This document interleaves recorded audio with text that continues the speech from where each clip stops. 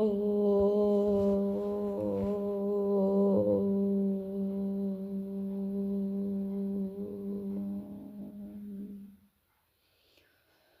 শান্তি।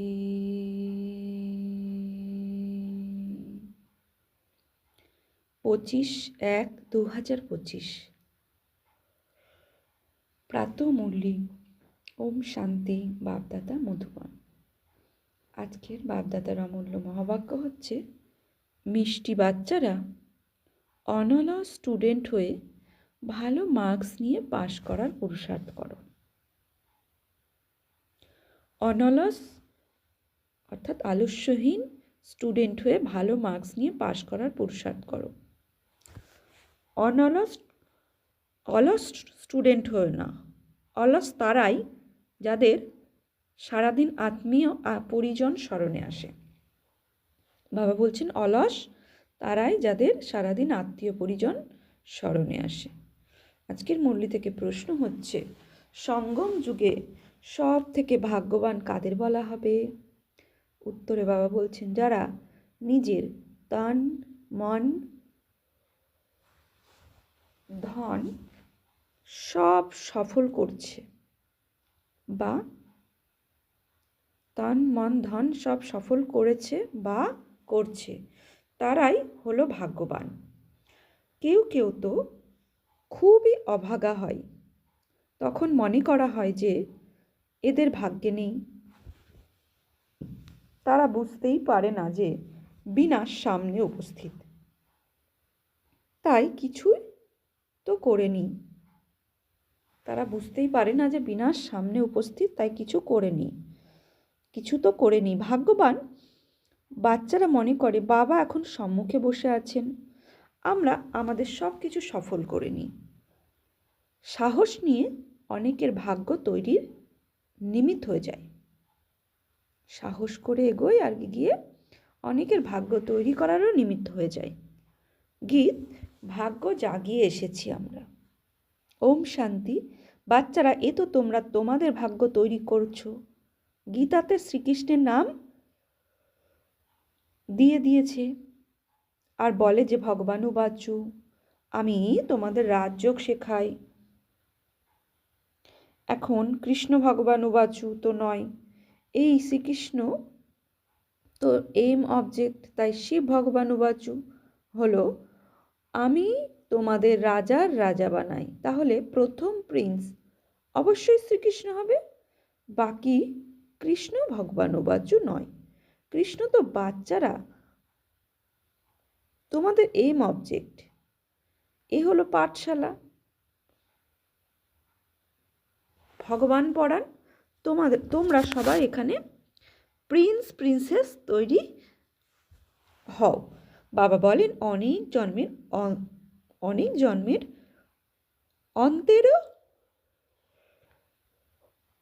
অন্তে আমি তোমাদের শ্রীকৃষ্ণ হওয়ার জন্য জ্ঞান শোনাই।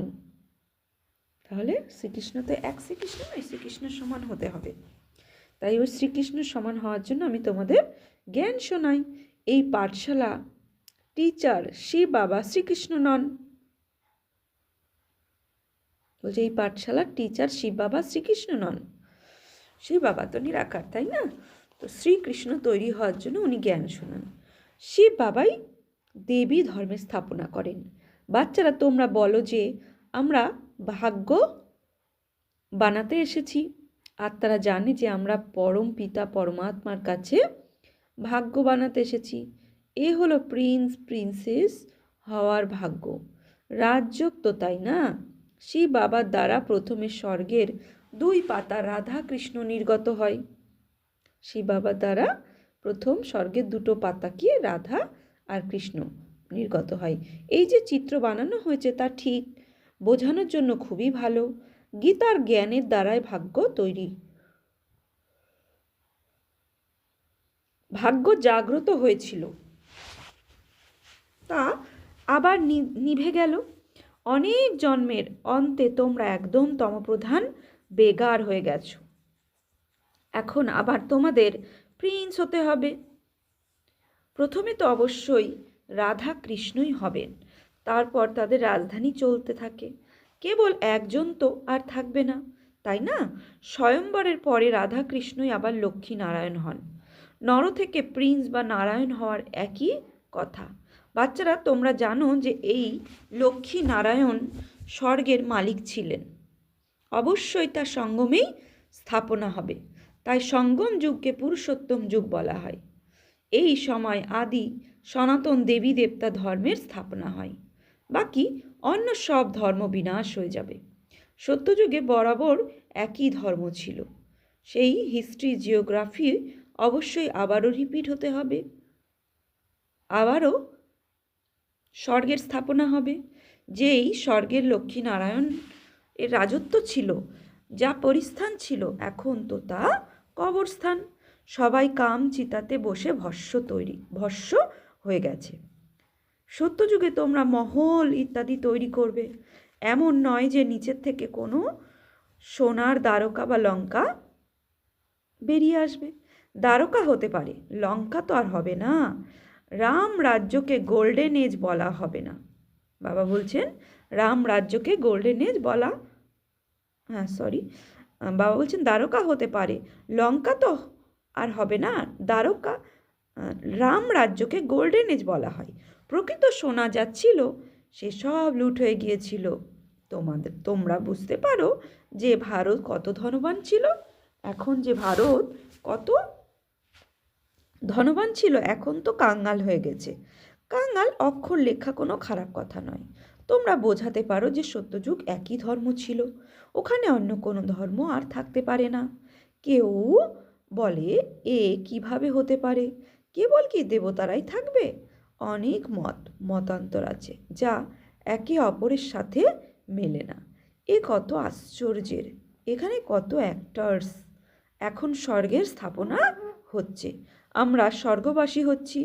এ কথা যদি স্মরণে থাকে তাহলে সদা হর্ষিত মুখ থাকবে। বাচ্চারা, তোমাদের খুবই খুশিতে থাকা উচিত।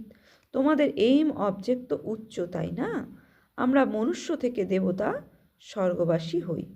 এও তোমরা ব্রাহ্মণরাই জানো যে এখন স্বর্গের স্থাপনা হচ্ছে। এ কথা সদাই স্মরণে থাকা উচিত। মায়া কিন্তু প্রতি মুহূর্তে ভুলিয়ে দেয়, ভাগ্যে না থাকলে তো শুধরে যাবে না। মিথ্যা বলার অভ্যাস অর্ধেক কল্প ধরে রয়েছে, তার দূর হয় না। মানুষ মিথ্যাকেও সম্পদ মনে করে, তা ত্যাগই করে না। তাই মনে করা হয় যে এদের ভাগ্যই এমন। বাবাকে স্মরণই করে না। স্মরণও তখনই থাকবে যখন সম্পূর্ণ মমত্ব দূর হয়ে যাবে, সম্পূর্ণ দুনিয়া থেকে বৈরাগ্য। আত্মীয় পরিজনদেরকে দেখেও যেন দেখেই না, বুঝতে পারে যে এরা সবাই নরকবাসী, কবরস্থানী। এ সবই শেষ হয়ে যাবে, আমাদের এখন আবার ঘরে ফিরে যেতে হবে। তাই সুখধাম শান্তিধামকেই স্মরণ করতে থাকে। আমরা কাল স্বর্গবাসী ছিলাম, রাজত্ব করতাম,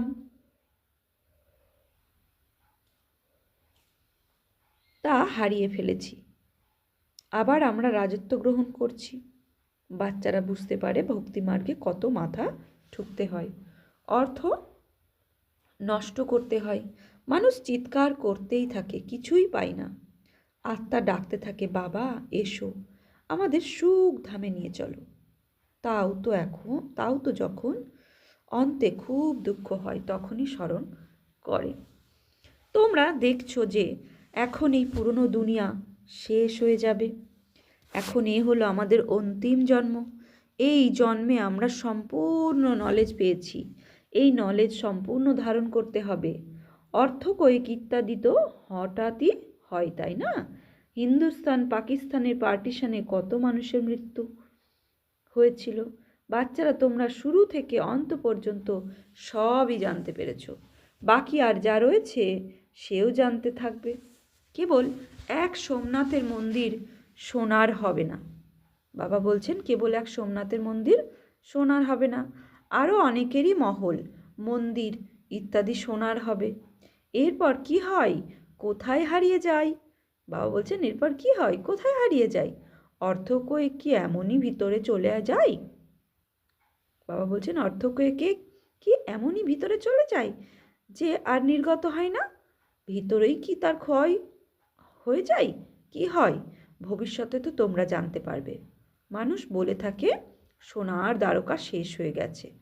তোমরা এখন বলবে যে ড্রামাতে দ্বারকা নিচে চলে গিয়েছে, আবার চক্র ঘুরলে উপরে আসবে, তাও আবার নতুন করে বানাতে হবে।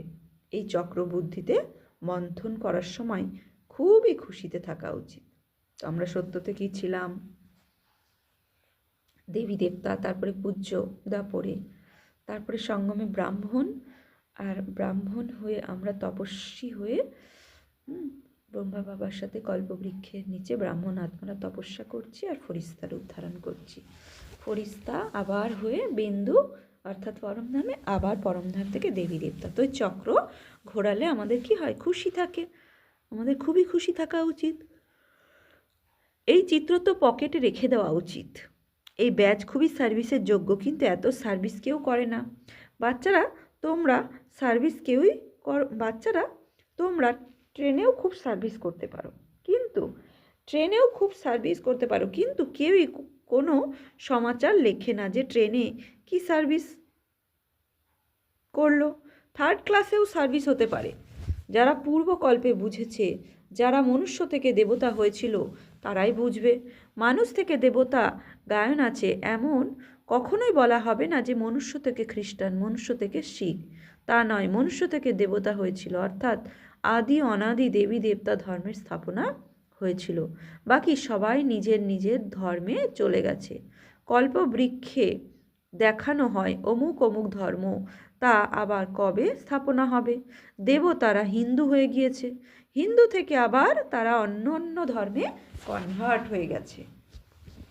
বাবা বলছেন হিন্দু থেকে আবার অন্যান্য ধর্মে কনভার্ট হয়ে গেছে। এরাও অনেকেই বেরিয়ে আসবে যারা নিজের শ্রেষ্ঠ ধর্ম কর্ম ছেড়ে অন্য ধর্মে গিয়েছে, তারাও আবার বেরিয়ে আসবে। শেষের দিকে যারা অল্প কিছু বুঝবে তারা প্রজাতে চলে আসবে। দেবী দেবতা ধর্মে তো আর সবাই আসবে না, সবাই নিজের নিজের সেকশানে চলে যাবে। তোমাদের বুদ্ধিতে এই সব বিষয় আছে। মানুষ দুনিয়াতে কি না করতে থাকে। আনাজের জন্য কত ব্যবস্থা রাখে, বড় বড় মেশিনও লাগায়, কিন্তু কিছুই হয় না। সৃষ্টিকে তমপ্রধান হতেই হবে, সিঁড়ি নিচে নামতেই হবে। ড্রামাতে যা লিপিবদ্ধ আছে তা হতেই থাকে। নতুন দুনিয়ার স্থাপনা হতেই হবে। সায়েন্স যা আজ শিখছে, অল্প কিছু বছরে তা খুবই হুঁশিয়ার হয়ে যায়, অল্প কিছু বছরে তা আরও হুঁশিয়ার হয়ে যায়, খুবই হুঁশিয়ার হয়ে যায় যাবে। যেটুকু সায়েন্স হুঁশিয়ার হয়েছে, বাবা বলছে আরও হুঁশিয়ার হয়ে যাবে, যাতে সায়েন্সের দ্বারা নতুন নতুন জিনিস তৈরি হবে। এই সায়েন্স ওখানে সুখ প্রদান করবে। এই সায়েন্সেরই কী করবে? সংস্কার। এই সায়েন্সই সত্যযুগে কনভার্ট হবে, গিয়ে সত্যযুগী দিব্য সংসার রচনা করার নিমিত্ত হবে। তো নতুন নতুন, ওই জন্য বলছে বাবা, নতুন নতুন জিনিস তৈরি হবে যেটা সত্যযুগে সুখ দেবে আমাদের। এখানে তো সুখ অল্প, দুঃখ অনেক। এই সায়েন্স আবিষ্কার হয়েছে, তা কত বছর হয়েছে? পূর্বে তো এই বিদ্যুৎ গ্যাস ইত্যাদি কিছুই ছিল না। এখন তো দেখো কি হয়ে গেছে। ওখানে তো আবার এই শেখানোতেই চলবে, ওখানে তো আবার এই শেখানোতেই চলবে, মানে এই সায়েন্সের শেখানো এই চলবে। শীঘ্রই কাজ হয়ে যাবে। সায়েন্সের সাধন এমন সুন্দর হবে, এমন সুখ দেবে সত্যযুগে, বলছে শীঘ্রই কাজ হয়ে যাবে। এখানে তো দেখো কিভাবে বাড়ি তৈরি হয়, সব কিছু রেডি থাকে, কত বড় বাড়ি বানানো হয়। ওখানে এমন হবে না, ওখানে তো সকলেরই নিজেদের ক্ষেত থাকে, ট্যাক্স ইত্যাদি কিছুই দিতে হয় না। ওখানে তো অগাধ ধন থাকে। বাবা সত্যযুগের পরিচয় দিচ্ছে, সত্যযুগের নিয়ে যাচ্ছে, সত্যযুগের রীতি রেওয়াজ আমাদেরকে জানাচ্ছেন। জমি অনেক থাকে, নদী তো সবই থাকবে, বাকি নালা থাকবে না, যা পরে খনন করা হয়। নালাকে সত্যযুগ ত্রেতাযুগ পেরিয়ে গেলে পরে খনন করা হয়। বাচ্চাদের কত আন্তরিক খুশিতে থাকা উচিত যে আমরা ডবল ইঞ্জিন পেয়েছি, এক ব্রহ্মা বাবা এক শিব বাবা, 2 ইঞ্জিন পেয়েছি। পাহাড়ে তো ট্রেনে ডবল ইঞ্জিনে চলে, তাই না? বাচ্চারা তোমরাও তো হাত লাগাও, তাই না? তোমরা তো কত নম্বর, কত অল্প, তোমাদেরও মহিমা করা হয়। তোমরা জানো যে আমরা ঈশ্বরের সাহায্যকারী, আমরা শ্রীমতে চলে সেবা করছি। বাবাও তো সেবা করতে এসেছেন। তিনি এক ধর্মের স্থাপনা এবং অনেক ধর্মের বিনাশ করিয়ে দেন। অল্প কিছু সময় পরে দেখবে অনেক হাঙ্গামা হবে। এখন মানুষ ভয় পেয়ে থাকে যে কোথাও লড়াই করে বোম না ফেলে দেয়। আগুনের ফুলকি তো অনেকই লাগতে থাকে। মানুষ প্রতি মুহূর্তে নিজেদের মধ্যে লড়াই ঝগড়া করতে থাকে। বাচ্চারা জানে যে এই পুরনো দুনিয়া শেষ হয়েই যাবে, তারপর আবার নিজেদের ঘরে ফিরে যাব। এখন 84 জন্মের চক্র সম্পূর্ণ হয়েছে এসেছে, সবাই একত্রে চলে যাবে। তোমাদের মধ্যেও সামনেই আছে যাদের প্রতি মুহূর্তে স্মরণে থাকে। ড্রামা অনুসারে অনলস আর অলস এই দুই প্রকারের স্টুডেন্ট আছে। অনলস স্টুডেন্ট ভালো নম্বর নিয়ে পাস করে যায়, আর অলস স্টুডেন্ট যাদের সারা দিন লড়াই ঝগড়া চলতে থাকে, তারা বাবাকে স্মরণই করে না, সারাদিন তাদের আত্মীয় পরিজন স্মরণে আসতে থাকে। এখানে তো সব কিছুই ভুলে যেতে হবে।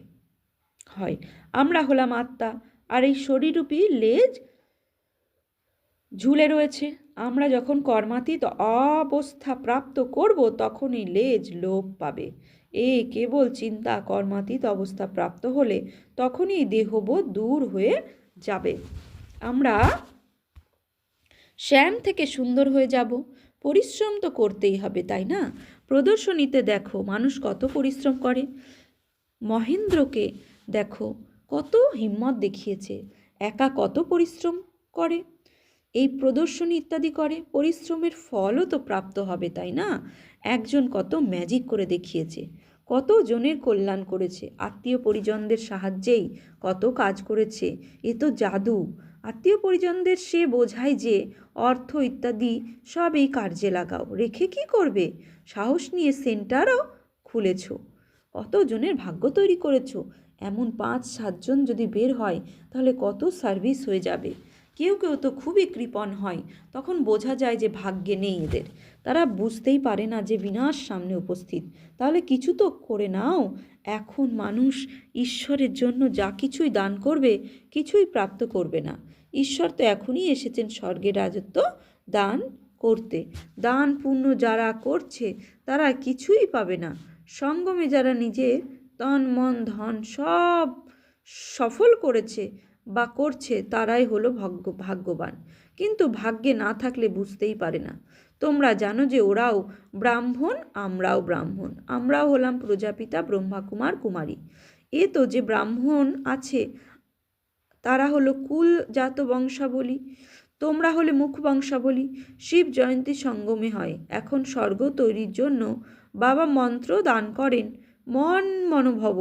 আমাকে স্মরণ করলে তুমি পবিত্র হয়ে যাবে। মন মনোভব অর্থাৎ আমাকে স্মরণ করলে তুমি পবিত্র হয়ে যাবে। শ্রীমদ্ভগবদ্ গীতাতেও বলেছে না মন মনোভব। তো পবিত্র হওয়ার আধারই হচ্ছে মন মনোভব, অর্থাৎ তুমি আমাকে স্মরণ করো। পবিত্র হয়ে পবিত্র দুনিয়ার তুমি মালিক হয়ে যাবে। এমনভাবে যুক্তির দ্বারা পর্চা ছাপানো উচিত। দুনিয়াতে তো অনেকেরই মৃত্যু হয়, তাই না? যেখানেই কারণ মৃত্যু হবে সেখানেই পর্চা বাবা বলছেন সেখানেই পর্চা বিলোনো উচিত।